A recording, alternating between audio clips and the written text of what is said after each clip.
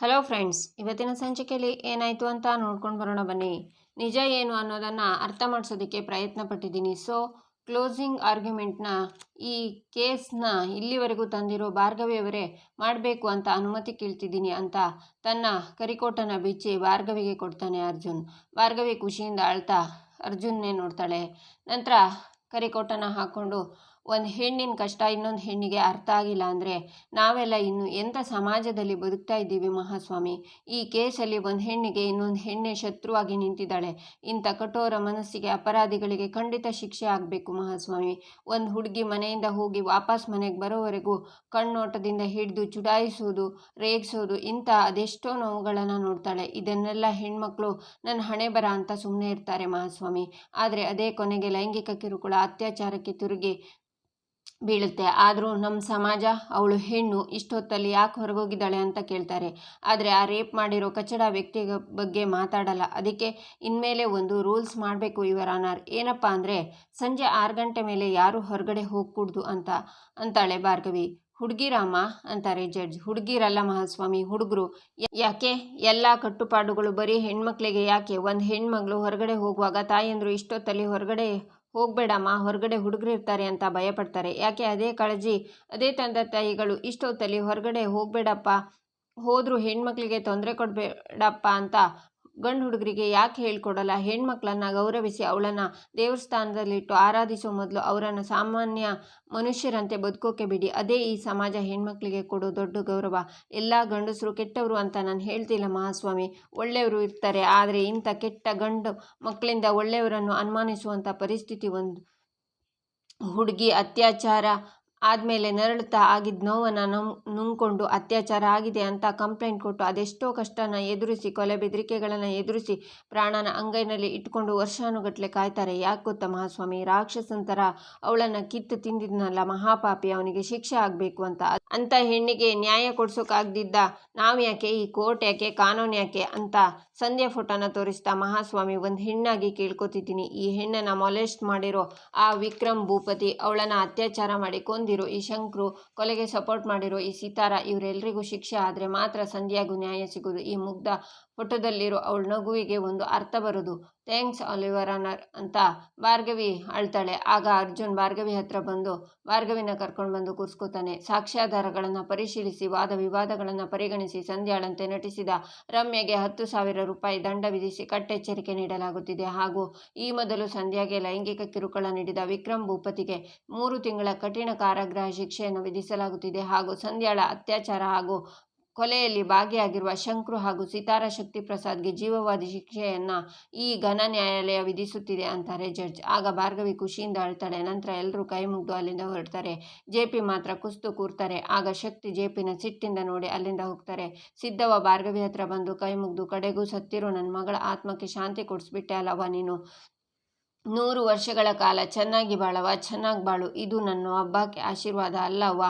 ನನ್ನ ಹಾಗೆ ಹೆಣ್ಮಕ್ಳನ್ನ ಕಳ್ಕೊಂಡ್ರಲ್ಲ ಅಂತ ಸಾವಿರಾರು ತಾಯಿಯರ ಆಶೀರ್ವಾದ ನಿನ್ನ ಮೇಲೈತೆ ಅವ್ವ. ಇನ್ಮುಂದೆ ನಾನು ನನ್ನ ಮಗಳು ಅಂತ ಅಂದ್ಕೊಳ್ಳೋ ಹಂಗಿಲ್ಲವ್ವ, ನೀನೇ ನನ್ನ ಮಗಳು ಅಂತ ಸಿದ್ದವ್ವ ಅಳ್ತಾ ಭಾರ್ಗವಿನ ತಪ್ಕೋತಾರೆ. ಆಗ ರವಿಯವರು ಜೆಪಿ ಹತ್ರ, ಈಗ ಅರ್ಥ ಆಯ್ತಾ ನಿನಗೆ? ಸತ್ಯ ಯಾವತ್ತಿದ್ರೂ ಬೂದಿ ಮುಚ್ಚಿದ ಕೆಂಡ, ನಿಜ ಗಾಳಿ ಬೀಸಿದ ತಕ್ಷಣ ಪ್ರಜ್ವಲಿಸ್ಬಿಡುತ್ತೆ ಅಂತ ಅಲ್ಲಿಂದ ಹೋಗ್ತಾರೆ. ಈಚೆ ಬೇರೆ ಲಾಯರ್ ಎಲ್ಲ ಭಾರ್ಗವಿ ಹತ್ರ, ನಿಮ್ಮಂಥವ್ರು ಬೇರೆಯವರಿಗೆ ಸ್ಫೂರ್ತಿ ಮೇಡಮ್, ಎಷ್ಟು ಚೆನ್ನಾಗಿ ವಾದ ಮಾಡಿದ್ರಿ, ಕಂಗ್ರ್ಯಾಚುಲೇಷನ್ಸ್ ಅಂತಾರೆ. ರಮ್ಯಾ ಸಿದ್ದವನ ಹತ್ರ, ನನ್ನ ಕ್ಷಮಿಸ್ಬಿಡಿ ಅಮ್ಮ, ದುಡ್ಡಿನ ಆಸೆಗೆ ತುಂಬ ದೊಡ್ಡ ತಪ್ಪು ಮಾಡ್ತಾ ಇದ್ದೆ. ನಿಮ್ಮ ಮಗಳಿಗೆ ಆಗಿದ್ದ ಅನ್ಯಾಯಕ್ಕೆ ಬೆಲೆ ಕೊಟ್ಟೋಕೆ ಸಾಧ್ಯ ಇಲ್ಲ ಅಕ್ಕ. ದುಡ್ಡಿಗಿಂತ ಮಿಗಿಲಾದ ವಿಷಯಗಳು ತುಂಬ ಇದೆ ಅಂತ ನೀವು ನನಗೆ ತೋರಿಸ್ಕೊಟ್ರಿ. ಇನ್ಮೇಲೆ ದುಡ್ಡನ್ನು, ಮರ್ಯಾದೆನ ಕಷ್ಟಪಟ್ಟು ನ್ಯಾಯವಾಗಿ ಸಂಪಾದನೆ ಮಾಡ್ತೀನಿ. ನನ್ನ ಜೀವನನ, ನನ್ನ ಮನಸ್ಸನ್ನು, ಮನಸ್ಥಿತಿನ ಬದಲಾಯಿಸ್ಕೊಟ್ಟಿದ್ದಕ್ಕೆ ತುಂಬ ಥ್ಯಾಂಕ್ಸ್ ಅಕ್ಕ ಅಂತಾಳೆ ರಮ್ಯಾ. ನೀನು ನನ್ನ ಪಾಲಿಗೆ ಸಂಧ್ಯಾ ಥರ ನೋಡು.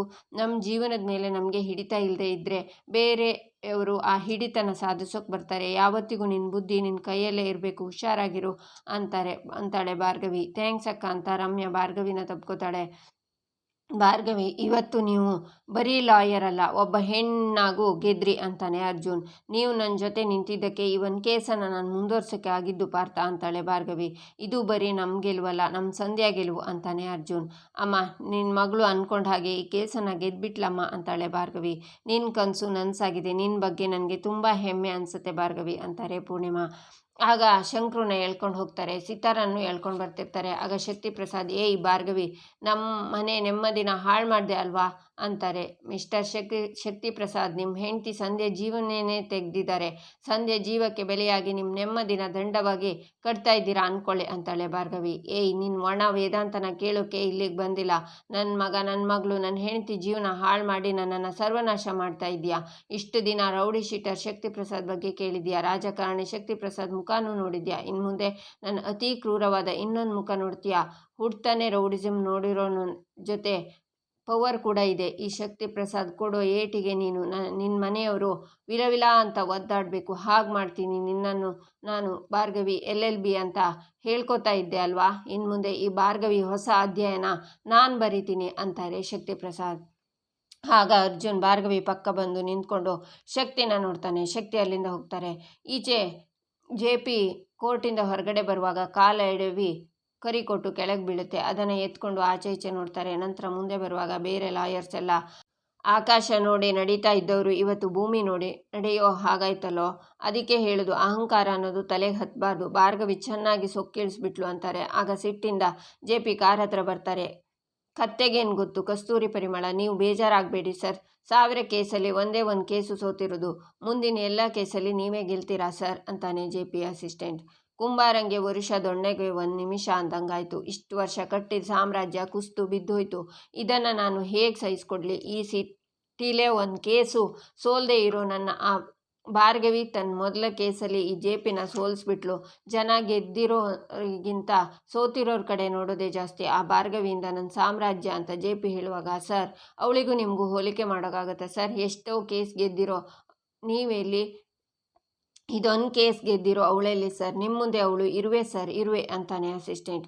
ಇರುವೆ ಅಂದರೆ ಯಾರಿಗೂ ಗೊತ್ತಾಗಲ್ಲ, ಆದರೆ ಆನೆ ಎಡವಿದ್ರೆ ಆ ಶಬ್ದ ಇಡೀ ಕಾಡಿಗೆ ಗೊತ್ತಾಗುತ್ತೆ. ನನ್ನ ಮುಂದೆ ನಿಂತ್ಕೊಳ್ಳೋ ಯೋಗ್ಯತೆ ಇಲ್ಲದೆ ಇರೋರು ನನ್ನನ್ನು ಇವತ್ತು ಹಗುರವಾಗಿ ನೋಡ್ತಿದ್ದಾರೆ. ಹಿಂದೆ ತಿರುಗಿ ನೋಡು, ಇದೆಲ್ಲ ಯಾರಿಂದ? ಆ ಭಾರ್ಗವಿಯಿಂದ. ನನ್ನನ್ನೇ ದೇವರು ಅಂತ ಪೂಜಿಸ್ತಿದ್ದ ನನ್ನ ಮಗನ ನನ್ನ ವಿರುದ್ಧ ನಿಲ್ಲೋ ಹಾಗೆ ಮಾಡಿಬಿಟ್ಲು ಅಂತಾರೆ JP. ಇದರಲ್ಲಿ ಅರ್ಜುನ್ ಸರ್ ತಪ್ಪಿಲ್ಲ ಸರ್, ಆ ಭಾರ್ಗವಿ ಕುಮ್ಮಕ್ಕಿಂದ ಹಾಗಾಡ್ತಿದ್ದಾರಷ್ಟೇ ಅಂತಾನೆ ಅಸಿಸ್ಟೆಂಟ್. ಗೊತ್ತು, ಆ ಭಾರ್ಗವಿನ ಎಷ್ಟೇ ಹೆದರಿಸಿದ್ರು ಬೆದರಿಸಿದ್ರು ಜಗ್ಲಿಲ್ಲ. ಕೊನೆಗೂ ಅವಳು ಹೇಳಿದ್ದನ್ನೇ ಹೇಳಿ ಮಾಡಿ ತೋರಿಸ್ಬಿಟ್ಲು. ಇದರಿಂದ ನನ್ನ ಮರ್ಯಾದೆ ಹೋಗಿದ್ದಷ್ಟೇ ಅಲ್ಲ, ನನ್ನ ಶಕ್ತಿ ಸಂಬಂಧ ಮುಗೀತು ಅಂತಾರೆ JP. ಸರ್, ಹೀಗೆ ಹೇಳ್ತಿದ್ದೀನಿ ಅಂತ ತಪ್ಪು ತಿಳ್ಕೊಬೇಡಿ. ಸೀನಿಯರ್ ಅಡ್ವೊಕೇಟ್ ಆಗಿರೋ ನೀವು ಭಾರ್ಗವಿ ವಾದ ಮಾಡಿರೋದು ನೋಡಿ ಏನು ಅನ್ನಿಸ್ತಿದೆ ಸರ್ ಅಂತಾನೆ ಅಸಿಸ್ಟೆಂಟ್. ನನ್ನನ್ನು ನಾನೇ ಕನ್ನಡಿಲಿ ನೋಡ್ಕೊಂಡು ಹಾಗೆ 25 ವರ್ಷದ ಹಿಂದೆ JP ನನ್ನ ಕಣ್ಮುಂದೆ ಬಂದ್ಬಿಟ್ಟ. ಆದರೆ ಇದು ನನಗೆ ಇಷ್ಟ ಆಗ್ತಿಲ್ಲ. ಏನೇ ಆದರೂ ಒಬ್ಬನೇ JP ಇರಬೇಕು, ಅದು ನಾನಾಗಿರಬೇಕು ಅಂತಾರೆ JP. ಈಚೆ ಕೋರ್ಟ್ಗೆ ಬೃಂದಾ ಬರ್ತಾಳೆ. ಆಗ ಎದುರುಗಡೆ ಸಾಕ್ಷಿನೂ ಇರ್ತಾಳೆ. ಏನೇ ಕಳ್ಬೆಕ್ತರ ಕದ್ದು ಕೋರ್ಟಿಗೆ ಬಂದಿದ್ಯಾ? ನಿನ್ನ ತಂಗಿ ಗೆದ್ಲಾ ಅಂತ ನೋಡೋಕೆ ಬಂದ್ಯಾ ಅಂತಾಳೆ ಸಾಕ್ಷಿ. ತಾವು ಕದ್ದು ಮುಚ್ಚಿನೇ ಬಂದಿದ್ದು ಅಲ್ವಾ, ಮತ್ತ್ಯಾಕೆ ಈ ಬಿಲ್ಡಪ್ಪು ಅಂತಾಳೆ ಬೃಂದಾ. ನಾನು ನನ್ನ ಭಾವ ಗೆಲ್ಲೋದನ್ನು ನೋಡೋಕೆ ಬಂದಿದ್ದು, ನಿನ್ನ ಹಾಗೆ ಮನೆಗೆ ಕನ್ನ ಹಾಕಿಲ್ಲ ಅಂತಾಳೆ ಸಾಕ್ಷಿ. ನಾನೇನು ಮಾಡಿದೆ ಅಂತ ಹೀಗೆಲ್ಲ ಹೇಳ್ತಿದ್ದೀರಾ ಅಂತಾಳೆ ಬೃಂದಾ. ಏನು ಮಾಡಿದ್ಯಾ?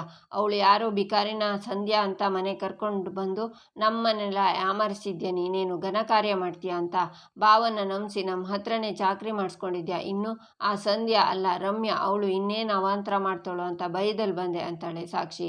ಸಂಧ್ಯಾ ಸತ್ತಿರೋದೇ ನಿಜ ಅಂದಮೇಲೆ ಸಂಧ್ಯಾ ಹೇಗೆ ಬರ್ತಿದ್ಲು? ಅದಕ್ಕೆ ಅವಳು ಹಾಗಿರೋ ಇವಳನ್ನು ಹುಡುಕಿ ಕರ್ಕೊಂಡು ಬಂದು ಮಾವನ್ನ ಬಚಾವ್ ಮಾಡ್ತಿದ್ದೀನಿ. ನೀವೇನು ನೋಡಿದ್ರೆ ನನ್ನೇ ಬೈತಿದ್ದೀರಾ ಅಂತಾಳೆ ಬೃಂದಾ. ಅಂದರೆ ಭಾವ ಗೆದ್ದಿರ್ತಾರೆ ಅಂತೀಯಾ ಅಂತಾಳೆ ಸಾಕ್ಷಿ.